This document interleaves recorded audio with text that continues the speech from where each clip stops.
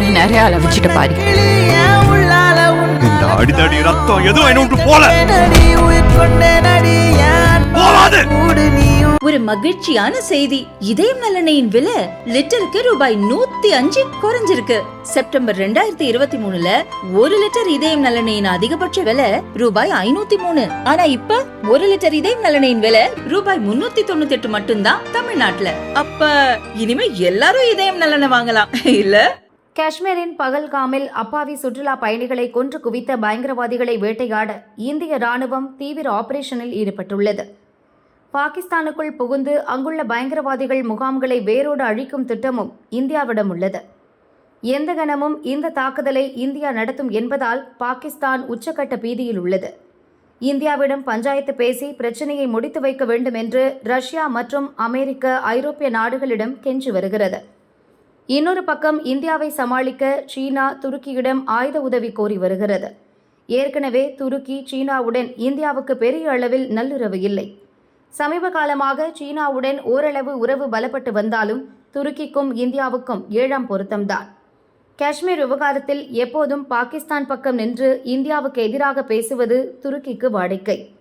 இப்போது பகல்காம் தாக்குதல் விவகாரத்திலும் பாகிஸ்தானுக்கு பின்னால் இருந்து துருக்கி உதவுவதாக தகவல் வெளியானது. சில நாட்களுக்கு முன்புதான் துருக்கி ராணுவத்திடம் உள்ள C-130 ரக சரக்கு விமானங்கள் 6 எண்ணம் பாகிஸ்தானில் வந்து இறங்கியதாக கூறப்பட்டது. அவற்றில் பீரங்கி குண்டுகள், ராக்கெட் குண்டுகள் உட்பட முக்கியமான ஆயுதங்களை துருக்கி கொடுத்து அனுப்பியதாக தகவல் வெளியானது. ஆனால் உடனடியாக இதை துருக்கி மறுத்தது. பாகிஸ்தானுக்கு தாங்கள் எந்த ஆயுத உதவியையும் வழங்கவில்லை என்றது.